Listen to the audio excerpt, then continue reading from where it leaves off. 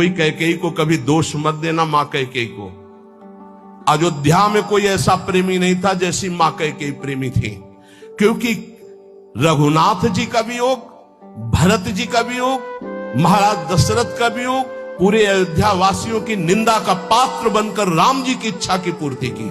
ये माता कैकेयी है, दूसरे में इतनी सामर्थ्य नहीं थी। माता कैकेयी जितना राम जी को प्यार करती थी, शायद है उतना कोई अवध में प्यार करता हो। भगवान श्री राम एकांत में माता कैकेयी से कहा, मां मैंने पूरी अवध में देखा है कि आपसे ज्यादा मुझे कोई प्यार नहीं करता, और ये सामर्थ्य केवल अधिक प्यार करने वाले में ही होती है। तो आप मेरे लिए निंदा सहेंगे, मेरे लिए आप अपमान सहेंगे, मेरे लिए पुत्र वियोग, मेरे लिए पति वियोग, ये केवल आप ही सह सकती हैं। इतना त्याग आप कर सकती हैं, मुझे पता है, क्योंकि आप हृदय से बहुत बहादुर हैं। देवासुर संग्राम में साथ गई थी कैकेयी जी महाराज चक्रवर्ती सम्राट दशरथ के।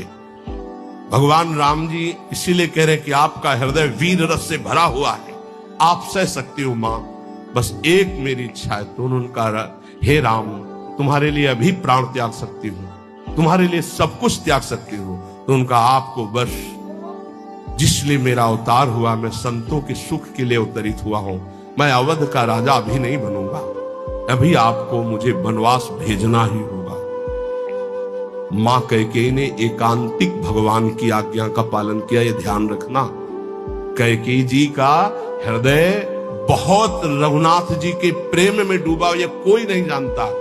सर्वश्रेष्ठ प्रेम मां कैकेयी का, जिन्होंने अपना अपमान सहा, निंदा सहा, लेकिन राम जी की इच्छा की पूर्ति की। ये अंदर की बात कह रहा हूं। भरत जी ने कभी मां नहीं कहा। जब राम जी वापस अयोध्या आए तो उन्होंने कहा, बेटा तुम्हारी पूरी बात मानी थी, पर मैं एक बात नहीं सह सकती। अपने पति का वियोग सह गई, लेकिन मेरे भरत ने आज तक मां नहीं कहा। बेटा अब मेरी इच्छा एक बार मां कहला दो। तो राम जी जा रहे थे, भरत जी को सूचना मिली कि राम जी एक कहलाने के लिए आ रहे हैं। उनकी जो दशा हुई वो देखकर भगवान वापस हो गए कि ऐसा नहीं, एक बार भी मान। इतना कष्ट सहा माता कैकेयी ने, लेकिन राम जी की इच्छा का पालन किया। ध्यान रखना।